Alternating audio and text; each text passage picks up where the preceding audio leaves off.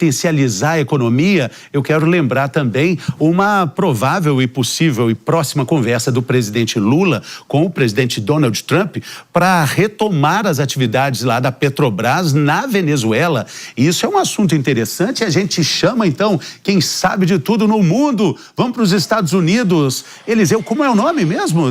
Elijah. Ele está aí. Vamos lá, por favor, conte tudo pra gente.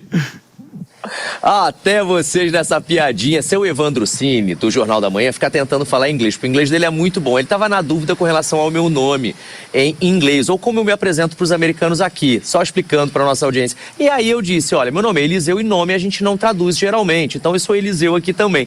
Mas como fica muito difícil para o americano, eu me torno Eli. Ou Elisha, com SH, que é um nome bíblico, né? Meu nome é um nome que está lá na Bíblia. Então, na Bíblia aqui é Elisha, então eu viro Elisha para facilitar a vida dessa gente. Mas eu não busco facilitar muito não, viu? Porque aqui, ó, é Eliseu mesmo. E se não conseguir, vai. No máximo, Eli. Aí eu aceito. Mas vamos que vamos para a notícia do dia, meus amigos. Muito bom dia para todos vocês aí no estúdio do Morning Show e, claro, para todo mundo que acompanha a programação da Jovem Pan. A gente vem chegando ao vivo com essa atualização, que é uma das informações mais importantes neste momento e que deve ser assim, pelo menos, até meados de março, quando o presidente do Brasil, Luiz Inácio Lula da Silva, deve viajar até aqui, aos Estados Unidos, mais precisamente a capital americana, Washington DC, para se encontrar com o mandatário norte-americano Donald Trump. Em pauta, sim, meus amigos, ela mesma, ela está de volta. A Petrobras, Donald Trump e Luiz Inácio Lula da Silva vão, obviamente, falar sobre o tarifaço, vão, obviamente, falar sobre as sanções da Lei Magnitsky, né? Ainda existem muitos pontos nas relações entre os países, ou na relação entre os dois países, que dura mais de 250 anos, que precisam ser ali colocadas nos seus devidos lugares novamente, porque andaram ali estremecidas ao longo do último ano. Então, há muitos temas, há muitos assuntos, mas majoritariamente tarifaço, sanções da Lei Magnitsky e ela, a Petrobras. Luiz Inácio Lula da Silva, de acordo com informações de bastidores do Palácio do Planalto, deve solicitar ao presidente americano Trump a possibilidade da Petrobras retomar as atividades de exploração e produção de petróleo lá na Venezuela. Segundo as informações que a nossa equipe de reportagem teve acesso, Lula quer liberar juridicamente a volta da estatal brasileira ao país vizinho, onde a petrolífera deixou operações devido à crise, à intensa crise econômica, instabilidades políticas e, claro, as muitas barreiras regulatórias que agora caíram por terra com o domínio dos Estados Unidos nesse setor. Como a gente sabe, desde que Nicolás Maduro foi apreendido na Venezuela e trazido para cá, para os Estados Unidos, quem está liderando o país é o presidente dos Estados Unidos, Donald Trump. Em vias de fato, a gente tem os irmãos Rodrigues lá, Delcy e Jorge, que seguem comandando a cozinha, digamos assim, venezuelana. Mas no quesito relações exteriores e petróleo, quem manda mesmo é Donald Trump, quem dita as ordens é a Casa Branca. E aí é nesse contexto que o presidente brasileiro pretende entrar e convencer Donald Trump a liberar uma fatia dessa porção bilionária, não é nem milionária, viu? É bilionária, porque é uma profunda reconfiguração do setor energético após essa intervenção dos Estados Unidos, e o nosso país quer fazer parte. A administração Trump, meu querido Fernando, para encerrar, ela elaborou um plano de reconstrução de 100 bilhões de dólares para a infraestrutura de petróleo lá da Venezuela e vai começar agora, já na próxima semana, a emitir essas licenças.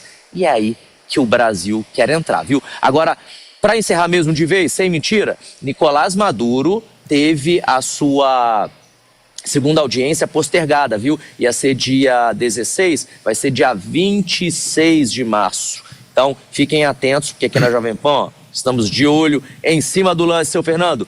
Toca o barco daí, porque falta pouco, como é que é? Para não faltar mais nada. Falta pouco para não faltar mais nada, meu caro Eli Caê. Valeu, bom trabalho para você. Direto dos Estados Unidos, Eliseu Caetano, todas as informações. Interessante, né, que o Maduro tá igual o Vorcaro, a audiência sempre sendo remarcada, né? Tem muita coisa para falar. O Maduro, tadinho, ele não tá podendo escolher muita coisa não, né? Não tá. Ele não tá em casa com a tornozeleira. Tá mais difícil pro Maduro do que pro Vorcaro. Eu acho que ele não tá vendo nem calendário, né? E não sei se o celular importa tanto. Não. Mas agora, a Venezuela tem um passivo com o Brasil por conta de investimentos que o BNDES fez no passado, que hoje são dívida do Tesouro Nacional de quase 2 bilhões. Então, de dólares. Temos de dólares, não é de reais. Nós temos uma dívida muito grande deles conosco. O que se aventa aí é até a possibilidade de negociação desta situação de dívida, desse débito, para gerar uma certa participação acionária nesses novos investimentos muito que prometem ser altos do governo Trump dentro do país. Eu vou fazer agora uma rápida pausa, break na nossa rede de rádios de todo o Brasil. Continuamos aqui na internet e na TV. Mas, gente, a lista de nomes de grandes empresas para abocanhar esse valor imenso de dólares do petróleo venezuelano, com empresas americanas disputando com a Petrobras, não é uma lista pequena não, né? Mas é bem interessante porque o governo dos Estados Unidos, de fato, está fazendo, né, uma campanha de marketing aí para convencer as empresas a irem para a Venezuela, a se interessarem, né, pelos investimentos, porque por detrás a gente ainda tem uma insegurança jurídica, a gente tem uma boa parte do país a ser reconstruída, né? A Venezuela, ela passou por uma sucateação aí, teve um sucateamento do país ao longo dos últimos anos. Então, o pessoal também sabe que não é simplesmente investir e o retorno vem, né? Por quê? Porque o governo dos Estados Unidos também quer uma contrapartida. Ele quer que as empresas também invistam ali nessa reconstrução das cidades e do país. Então, o fato é, Fernando, que é uma moeda de troca que talvez muito interessante para o governo brasileiro e para a Petrobras, mas o detalhe é essa costura jurídica, ela tem que ser muito bem feita, porque nós já vimos, por exemplo, a estatização de gasoduto do Brasil na Bolívia, né? Nós vemos essas dívidas que existem da Venezuela, a gente tem alguns países da América Central, Cuba, que devem muito o BNDES, então a gente não pode entrar com essa margem de essa dívida que é de quase 2 bi, se tornar 3, se tornar 5. Mas eu acho que sim, que é uma boa oportunidade do governo brasileiro até se aproximar, né, em negociações com o governo americano. O Paulo, é um jogo que o PT sabe jogar? Antes de tudo, saber diferenciar Petrobras e PT, né? Tem interesses estratégicos da Petrobras na região. Vamos lembrar, Venezuela tem hoje a maior reserva de petróleo do mundo. Tem uma proximidade aqui muito grande com territorial, inclusive, ali, e além de todo o interesse geopolítico em estar presente também na região, inclusive porque o Brasil é afetado em grande parte pela migração também na Venezuela. Não é o maior destino, segue sendo a Colômbia, salvo engano, mas o Brasil também muito afetado aqui nos estados vizinhos da Venezuela. Então, todo o interesse do país em fazer também ali um processo de recuperação econômica, e a Petrobras não pode ficar de fora desse jogo como grande player que é do setor de petróleo mundial. Muito bem. Pagés, aqui eu vou até além. Eu também acho que existe uma configuração da nossa dinâmica diplomática, tá?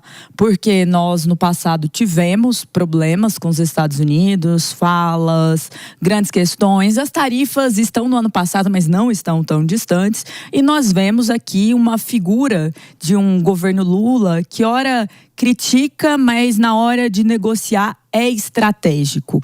E aqui isso é positivo. É importante que o Brasil se aproxime, sim, dos Estados Unidos e que ele tente criar esse ambiente de segurança jurídica interna para a gente, segurança de investimento também. No caso da Venezuela, a nova presidente interina, que é a continuação de uma ditadura, ela aprovou uma lei do petróleo e essa lei, ela busca exatamente isso, atrair investimento estrangeiro para a Venezuela e, assim, oportunidades, salários, empregabilidade. Quando você disse continuação de uma ditadura, o Paulo já pediu a palavra. Não, mas nem era para falar sobre isso, na verdade. Mas já que ela falou, você vai querer. Mas é uma continuação Nisso eu acho que a gente não vai discordar. Não, nem um pouco, nem um pouco. Mas ela está completamente jogando o jogo do Trump, né? Mudou muito pouco de maneira prática, no sentido político na Venezuela, quem mandava no país eram os militares, seguem sendo os militares. Era o chavismo, segue sendo o chavismo. Isso não mudou sob Trump, eu acho que a gente está concordando em absoluto nesse caso. É uma crítica que muita gente tem feito a ele, inclusive aliados de Maria Corina Machado. Inclusive. Porque foi a justificativa da invasão, foi muito em função disso, né? Exatamente. A justificativa da Nesse momento, a gente está de volta na nossa rede de rádios em todo o Brasil. Estamos dizendo aqui que nada mudou na Venezuela. Será que a gente não precisa dar tempo ao tempo? Porque se não mudou, era para mudar. Nada mudou não foi uma palavra que eu disse. Vamos lá, vamos de novo. Não, vamos voltar do início. Para você que está aqui no rádio com a gente. Briga com o povo de lá. Para você que está no rádio com a gente. O que eu comentei e que a Jess já havia dito, que eu concordei com ela, é que segue sendo um processo ditatorial. O mesmo grupo político, os mesmos militares, as mesmas pessoas que estavam no poder, com a exceção de Maduro, o que leva, inclusive, muitas pessoas a questionar, inclusive, sobre como esse processo foi feito, se isso não foi entregue pelos militares, se isso não foi negociado, inclusive regionalmente na América do Sul, entre vários outros elementos aqui, porque o que a gente tem ali é uma continuidade do governo chavista na Venezuela, ainda que com um novo escopo em termos Só mudou de Delcy, receptividade, né? a empresas, teve libertação de presos políticos. Não é que nada tenha mudado, por isso que eu falei que não foi essa a minha frase. Agora, mudou.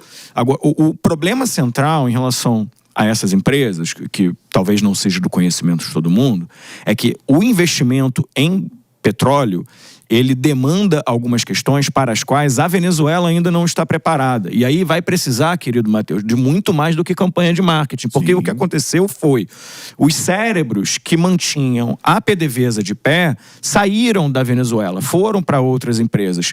A exploração de petróleo é uma exploração que leva muito tempo, ou seja, você demanda continuidade, você demanda regularidade, você demanda estabilidade, que hoje a Venezuela ainda não apresenta. E você tem aí, Trump está no seu último mandato. Se ele não der um golpe de Estado nos Estados Unidos, ele está no seu último mandato. Então, daqui a pouco deixa de ser Trump e assume outro presidente, porque nos Estados Unidos é proibido a terceira eleição. Então, essas empresas, elas não estão só com receio, elas estão fazendo um cálculo absolutamente correto, porque o retorno para se ter lucro em cima de investimento em petróleo, ele leva década. Leva década e nisso acho que não existe uma discordância. E a grande questão é quanto tempo... Obrigado, Glauco. Milagres de carnaval.